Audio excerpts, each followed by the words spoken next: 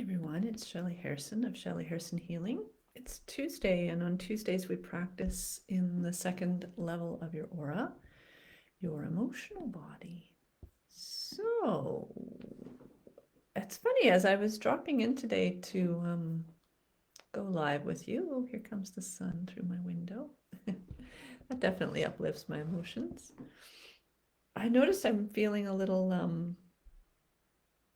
like shy, closed up, a little reticent. Normally I'm very enthusiastic when I get on video. I like to talk. I like to talk about my work. It is 8 a.m. here in Wakefield, Quebec, Canada, where I am.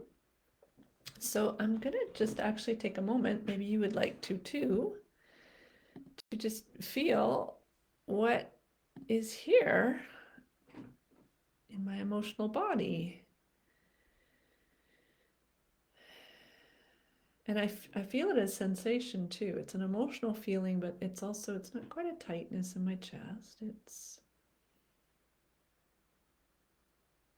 It's not tightness, it's like retracting. It's like when we feel shy, we don't want to be out there, we want to pull back. I guess I'm feeling a little internal and quieter today. So that's okay. I'm going to give myself permission to be a little more internal and quiet today.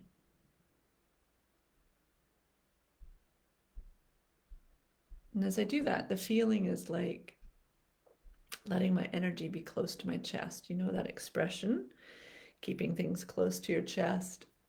As I'm fixing my hair because I haven't done anything with my hair. It's 8 a.m. Yes, there's the joy that bubbles up. Yeah, so I'm just contacting that aspect of my consciousness, which actually I do know is living in the second level of my field, the emotional body. This is where we hold our emotions about ourselves, where the flow of our feelings or the lack of flow of our feelings about ourselves sit. So really closely tied to self-esteem, yeah? When you feel great about yourself, you like and love yourself, your self-esteem is good, and there's a lot of beautiful pastel colors on this level and flow.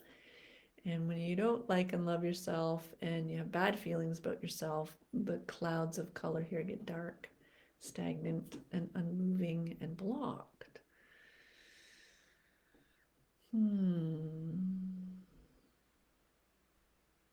You could say our what we often call our inner child lives on this level too, because I feel the presence of that younger part of myself. How is this even possible too? We talk about these younger parts of ourselves. How is that happening, right? Let me tell you how that's happening on the level of your aura, especially in this level of your field, is that so you're moving along through your life, your consciousness is flowing through your energy field, and you're at different ages, right? So you're moving along through your life, your consciousness is flowing through your field, and you're 2 years old, and you're 3 years old, and you're 5 years old, but if at any of those ages something happens that's a little overwhelming, a little difficult, or you don't feel supported to feel your feelings, the flow of energy consciousness in your field can get stopped and stuck and frozen in time. And it stays that way until it gets triggered again. When you're 24, when you're 44, when you're 99, right? These blocks of consciousness can still be in our field, and they can get triggered by certain events. And then this consciousness wakes up again, but it's still 5 years old, or it's still 3 years old. In Barbara Brennan's work, which I'm trained in, I'm a graduate of the Barbara Brennan School of Healing. She called that a Frozen Psychic Time Conglomerate. It's a big word.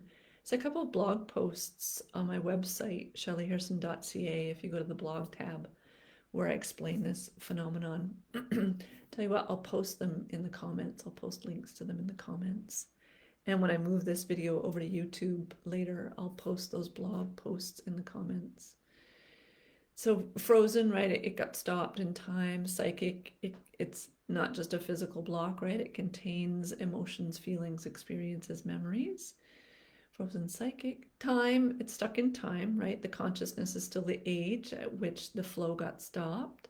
And conglomerate just means if similar types of wounds happen along your timeline of growing up, they tend to glue together in the energy field, forming a conglomerate, which means when someone pokes you or some event pokes you and triggers that, you might just end up with your 5-year-old on the scene, or you may cascade through several different ages of the block. This happens all the time when I do trauma healing work with you, is that we might, so when I do trauma healing work with you, I invite you to drop into your body, feel your sensations, start to track where there's some discomfort in your body. You're feeling that through the first level of your aura. We work on that on Mondays. Check out some of the videos. And then you hang out with that sensation, which is actually a blockage in your energy field. And at some point, as we're working, it will start to wake up and activate and unpack. And normally it will lead you back to a particular moment where you did this, where you had to stop the consciousness in your energy field. Sorry, my text is beeping at me. The energy consciousness got stopped in your energy field. And I have lost my train of thought. Right. So you're touching back into that while we're doing the trauma work, and it starts to unpack, and you might have the memory, the emotional experience, even the old sensations start to arrive in your body and on the scene. And I teach you very particular ways to gently work with that as that block animates and comes alive, and for that energy to discharge, to move, to shift, to get accompanied, to heal, and to grow up, actually. But what happens is we may touch into that block. Say you touch into this memory when you were 17, and we start to work on gently unpacking that piece and moving the energy consciousness out through your body, discharging it with very specific trauma healing techniques that I was taught through 4 years of training in something called somatic experiencing. This is the work of Dr. Peter Levine. This is how I started to move from being an energy healer to specializing in trauma healing work, as I could see that I was touching into these trauma blocks, these wound blocks in people's fields, and I wanted a better way, a gentler way, a smarter way, a more informed way to help you work with them, to help you transform them. So this is trauma work, but it's actually energy work too. So you might start, you're going into a memory of, oh, the car accident that happened when I was 17, and the feelings associated with it and the fear associated with it.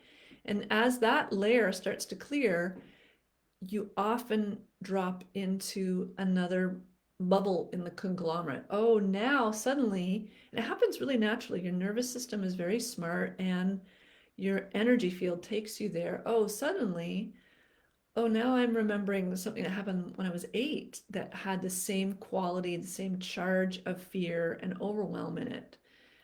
Something else that happened, right? So that's where we start to travel through the conglomerate, through the different chunks that are sort of glued together by theme, by similar feel. And in a single session, we might drop through 1, 2, maybe even 3 layers of that. This is similar to the work I was taught in Craniosacral Therapy, which is another skill I bring to our work together. Craniosacral Therapy, we do it more by tuning into the connective tissue in your body, your fascia, which is also the deep tissue where we tend to lodge overwhelming emotions, events, or traumas, because it comes into our body through an experience, an emotional experience, or a physical experience like an accident or a fall or a surgery. And if it's too much for our body to process, it's like it's too much for us to pass that energy through us and let it move through, it gets lodged as a block. And our tissues respond to that, right? Our connective tissues will sort of try to lock in and hold that. It's called something different in craniosacral therapy that I was trained in through the Upledger Institute. Dr. John Upledger called that an energy cyst. And he would feel them and tune into them through working with the connective tissue. I'm trained to do this. It's like you can feel, yeah, there's an area in the body where there's some adhesion, holding, tension, obstruction, but it feels like there's some emotional content in it. You can feel that there's some energy built up in that. And what he learned was, unless he could get that energy cyst to activate and discharge by helping the person process the experience, process the emotions, process the physical trauma, the physical tension and adhesion in that area of the body really wouldn't fully release. And this is why with Upledger Craniosacral Therapy, if you train in it, you start with the very basic physical levels of like, how do I work with the cranial bones? How do I work with these different areas of connective tissue restriction in the body? So you take Craniosacral Therapy 1, Craniosacral Therapy 2, but as soon as the next level of training in Upledger is called Somato emotional release, where he discovered right away, that's all great. We can physically work with the body, but unless we can help the person to work with, dialogue with, and discharge the emotional and physical event attached to the injury, the body can't fully release it. And so I trained in different ways to talk to your body, talk to what's being held in there, ways to dialogue with it and help you to let it unfold, let it release from the body, and let it come to resolution. So it's just sort of another avenue through which I've learned to help you release these blockages from your physical body and your field. And so even though when I do one-on-one healing work with you, particularly if we're working online like this, I'm teaching you to drop into your physical body sensations and then touch these other layers of your field, emotional, experiential. If I work with you in person, I often will do hands-on work too. We'll start sitting, we'll do some layers of work, maybe touch 1 or 2 layers of a Frozen Psychic Time Conglomerate and get that to unpack. Or especially if it's quite a strong physical injury that's being held in your body or physical pain, I may put you on the table and do hands-on work where I'm still dialoguing with you and helping you tune into sensations in your body, but where I will work with the connective tissue through craniosacral therapy, track where the energy cysts are, and also unpack it physically that way. Whoa, that was a lot. I guess I'm not feeling so shy right now once I get talking about my favorite thing in the world. So that's a lot about what lives in your energy field as blockage on the second level of your field. Let's go to today's self-care tip because I have no idea what I posted this week. So let's go see. I'm going to Instagram. I'm going to my feed. It's at shelly.harrison.healing. And the emotional body posts are always this gorgeous orange. Why did I pick orange? Because the second level of your aura, the doorway into it is the second chakra. It's the orange one there in your pelvis. Your second chakra is like the base note for the second level of your field. So, and you can see in my pastel drawing here, I tried to draw, oh gosh, I should really post these. Mostly this person has a lot of beautiful pastel colors flowing around their second level, but you can see there's some darkened areas where some heavy emotions are being held. I sort of drew it in this person's forearms and up that one side into their neck. When you have heavy emotional blocks sitting on this level, it translates down into the first level of your aura, which we work on Mondays, your etheric body. These blue lines of light, which are the feelings, sensations, pleasure, displeasure, not pleasure, displeasure, comfort, discomfort. So in other words, yeah, when you have heavy emotional blocks, it impacts your physical sensations, your physical health. That's why emotional health is so important. Okay, here's today's post. Let me see what I said. The second level of your aura holds the flow of your feelings about yourself. Your job on this level is to love yourself and all of your feelings. Yes, even the ones we call negative. You get to love your guilt, love your anger, love your nastiness. Don't project it out onto others, but you can still embrace it. Okay, let's practice good feelings about ourselves. Today, self-delight. Think of a moment or something you did that you feel delighted about. Dwell in it. Let your emotional body charge up with the good stuff. Okay, that's our work for today. Take a moment to soften into your body. What kind of sensations are you feeling? Are you present in your body? Are you still needing some caffeine? Is it the morning for you? And we can see me from kind of the heart up here, but I am going to flow my awareness down into my lower body, my hips, my bum. Yes, hello body, good morning. Thank you for being the beautiful vessel that is the landing pad for all of these incredibly beautiful dimensions of my energy consciousness, otherwise called the aura, but Barbara came to call it the human energy consciousness system. Flowing down into my adrenals and kidneys. They've been a little sensitive lately, so I want to give them a little extra TLC, a little extra immersion here.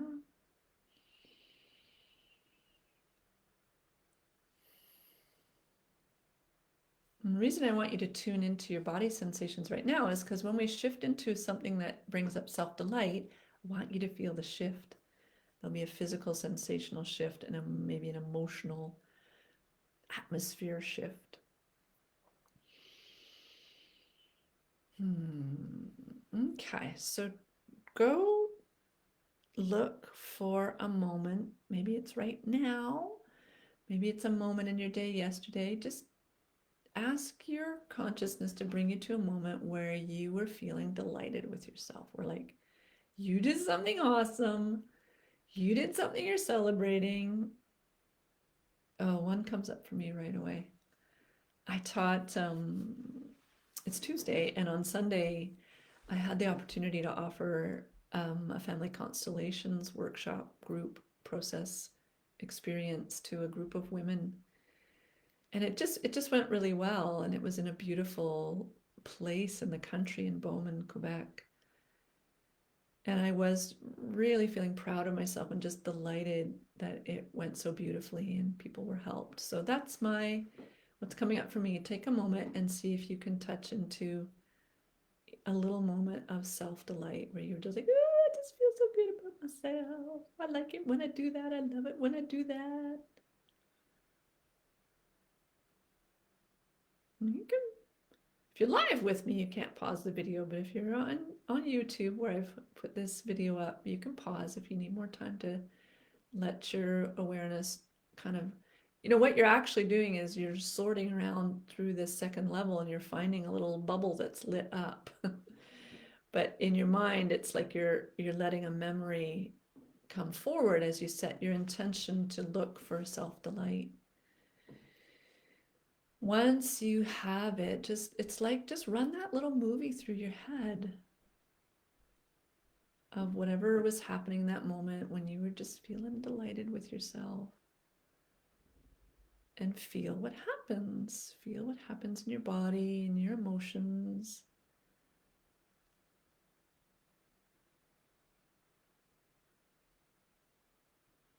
And stay with it and let it deepen. So for me, I feel like this lit up feeling kind of in my heart and my chest.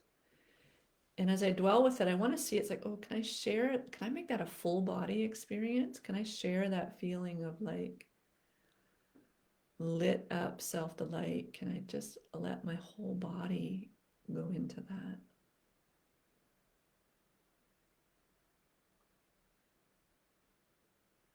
It's interesting as I kind of share it out to my whole body, the sensation shift. It's not as bright a sensation. It's a deeper, more sometimes hard to find words for these sensations we feel. Yeah, if you stay with the sensation longer, the words will come.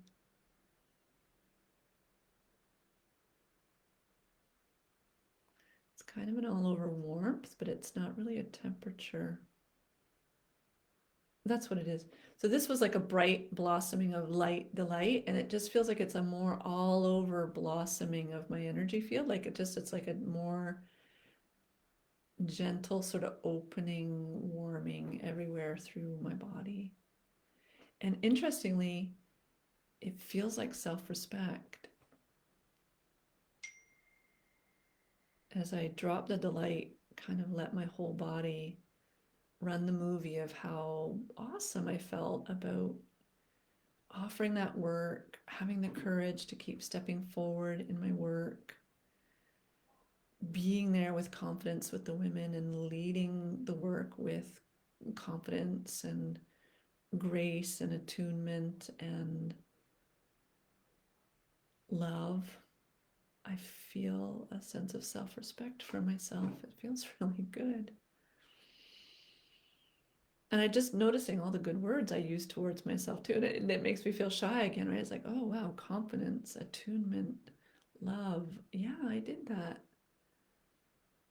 When I'm strong in my work, this feels really good. I like this self-respect. So as I stay in it, right, it's like I'm letting my whole energy field, my whole emotional body imprint with this feeling of self-respect. I'm feeling it as a feeling, right? Because again, always people want to be able to see the energy field. It's like, feel it. But I can, people always ask me, do you see the energy? I'm not visual, but I can translate it down. I can translate it. So I'm going to take this whole body feeling of self-respect, gentle opening of my emotional body. It feels so good. I am very good with kinesthetic. It's very calming too. Like there's a sort of a quieting and a sinking.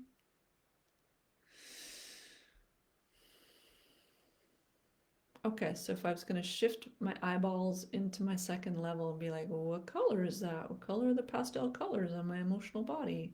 Let me see if I can look at that energy.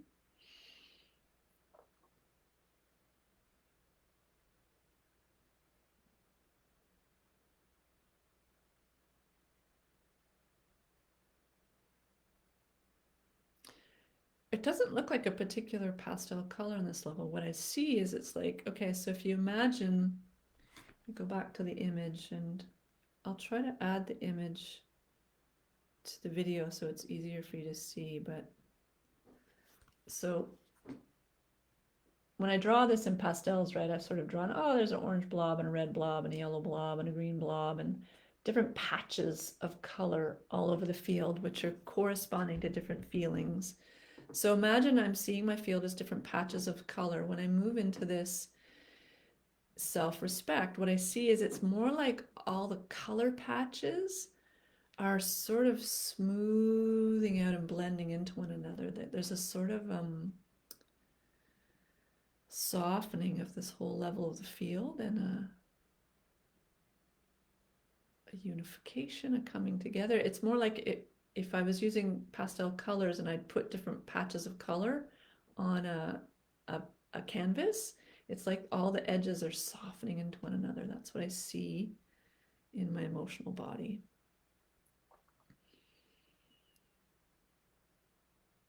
We see the seeing of the colors isn't useful unless you know what it means, right? And what it means for me is this feeling of moving into self-respect. Okay, now focus on me. I want to know what happened for you. What self-delight memory did you land in? Could you stay with it? Could you spread it through your whole body? And how did it feel? Please share in the comments. I want to know if you were able to touch into this feeling of self-delight. And that is your self-care tip for today. Keep dropping into that feeling, whether you're going to, sorry, distraction. I'm delighted with that too. If you're going to choose to focus on what feels delightful to me today, where are the little moments where I feel great about myself, where I have that little spark of self-delight, or maybe you just keep returning to this memory a few times today to kind of charge up this emotional level of your field. Enjoy.